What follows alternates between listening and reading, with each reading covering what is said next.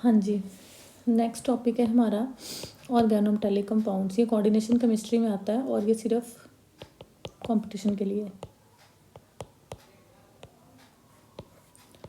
सबसे पहली चीज़ organometallic compounds होते क्या हैं। तो सबसे पहले मैं बता दूं, Edward Franklin is the father of organometallic chemistry. ठीक है, अब सबसे पहली चीज़ है कि ऑर्गेनोमेटेलिक कंपाउंड्स होते क्या हैं। तो फर्स्ट जो पॉइंट है, for a compound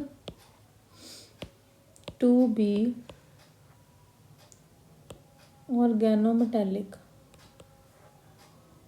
there should be at least one metal carbon bond। एक कंपाउंड को ऑर्गेनोमेटेलिक होने के लिए एक मेटल कार्पेट कंपाउंड होना चाहिए, but it is not a rigid condition. ये बहुत रिजिड कंडीशन नहीं है, क्योंकि सोडियम साइनाइड इसमें भी मेटल और कार्बन का बॉन्ड है, but it is not organometallic. Metal carbon bond है but it is not organometallic. Wilkinson's catalyst, ये मैंने लास्ट लेक्चर में भी एक में बताया था, विल्किंसन्स कैटलिस्ट, और वहाँ मैंने रीज़न भी बताया था ये ऑर्गेनोमेटेलिक क्यों है। Wilkinson's catalyst is organometallic compound because during its catalytic cycle, a stage comes where the carbon is attached with the metal rhodium and forms a metal carbon bond. So that's why Wilkinson's catalyst is organometallic compound. In this catalyst, presently no metal carbon bond is present, but it is organometallic. ठीक है, second चीज़ है bonding की, कि organometallic compound जो है उसमें किस तरह की बॉन्डिंग है। बॉन्डिंग इन ऑर्गेनोमेटेलिक कंपाउंड्स की बॉन्डिंग आयनिक भी हो सकती है, कोऑर्डिनेट भी हो सकती है और कोवलेंट भी हो सकती है। कोवलेंट मीन्स लोकलाइज्ड भी हो सकती है, डीलोकलाइज्ड भी हो सकती है। हर तरह का बॉन्ड जो है ऑर्गेनोमेटेलिक कंपाउंड में हो सकता है। ठीक है, अब नेक्स्ट है कौन कौन से ऑर्गेनोमेटेलिक कंपाउंड्स हैं।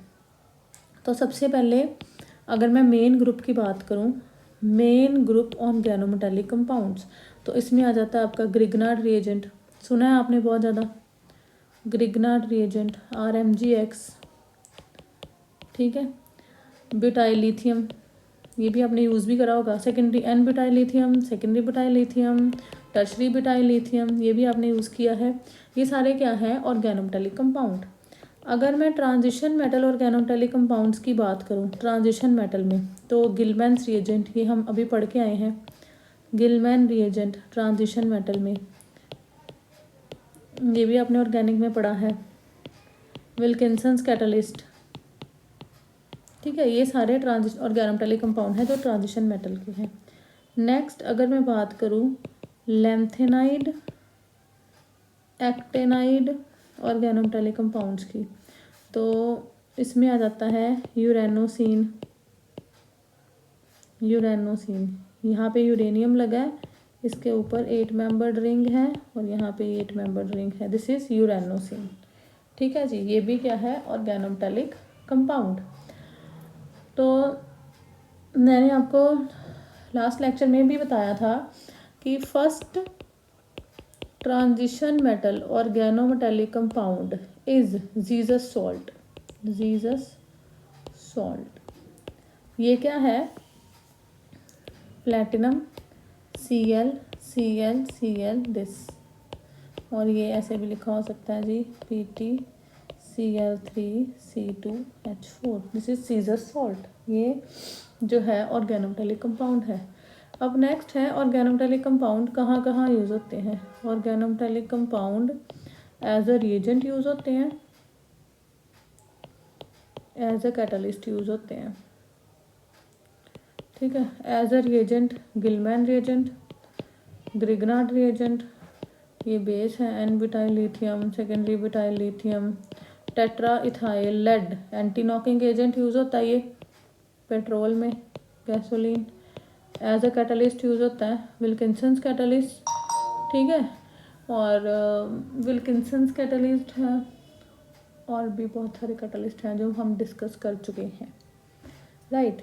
उसके बाद जो क्वेश्चन पेपर में आता है, वेरी वेरी इंपॉर्टेंट नोट है ये, कि नेचुरल ऑर्गेनोमेटेलिक कंपाउंड है vitamin B12। Vitamin B12 is the natural organometallic compound. Vitamin B12 is the natural organometallic compound. ठीक है जी, ये आपको पता होना चाहिए। ठीक है, नेक्स्ट है जी ऑर्गेनोमेटेलिक कंपाउंड में 18 इलेक्ट्रॉन रूल। 18 इलेक्ट्रॉन रूल ये आपको करना है। 18 इलेक्ट्रॉन रूल में देखो, मैं आपको निकालना सिखाती हूँ। फॉर एग्जांपल हमारे पास है ये FeCO5, इसके इलेक्ट्रॉन्स। तो आयरन के आउटर मोस्ट में आयरन की होता है 3d6 4s2, इसके कितने इलेक्ट्रॉन है 8। एक CO जो है वो 2 इलेक्ट्रॉन डोनेट करता है, तो 5 CO ने कितने इलेक्ट्रॉन डोनेट किए 10 इलेक्ट्रॉन्स। तो ये 18 इलेक्ट्रॉन रूल फॉलो कर रहा है। FeCO5 जो है ये 18 इलेक्ट्रॉन रूल जो है वो फॉलो कर रहा है। उसके बाद CH3 मैंगनीज CO5 एल्काइल जो है, एल्काइल ये कंट्रीब्यूट करते हैं 1 electron. Alkyls contribute only 1 electron. तो यहाँ पे मैंगनीज कितने कंट्रीब्यूट कर रहा है 7 इलेक्ट्रॉन 3d5 4s2। 1 CH3 है, इसने 1 इलेक्ट्रॉन दिया। 5 CO है, इसने 10 इलेक्ट्रॉन्स दिए। तो हमारे पास टोटल कितने हो गए 18 इलेक्ट्रॉन रूल। तो ये भी 18 इलेक्ट्रॉन रूल को फॉलो करता है। Complexes which follow 18 electron rule are stable in nature. complexes which follows 18 electron rule are stable in nature। जो 18 इलेक्ट्रॉन रूल को फॉलो करते हैं वो स्टेबल होते हैं। ठीक है, उसके बाद है complexes which have 17 electrons are strong oxidizing agents। जिनके पास 17 इलेक्ट्रॉन है वो स्ट्रॉन्ग ऑक्सीडाइजिंग एजेंट है। ठीक है, और complexes which have 19 oxidising agent, oxidation करा देंगे, ले लेंगे एक इलेक्ट्रॉन, 18 बनाने की कोशिश करेंगे।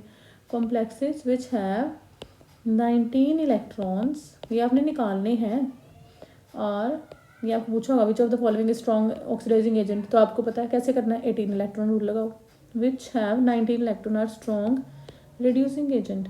जिनके पास 19 इलेक्ट्रॉन है वो स्ट्रॉन्ग रिड्यूसिंग एजेंट होंगे, देंगे फटाफट से। और कॉम्प्लेक्सेस जिनके पास 17 और 19 इलेक्ट्रॉन हैं वो पैरामैग्नेटिक नेचर के होते हैं। They are paramagnetic in nature, निकाल के देख लेना आप, पैरामैग्नेटिक इन नेचर। और कॉम्प्लेक्सेस जो 18 इलेक्ट्रॉन रूल को फॉलो करते हैं वो क्या होते हैं डाईमैग्नेटिक इन नेचर, वो होते हैं डाईमैग्नेटिक इन नेचर।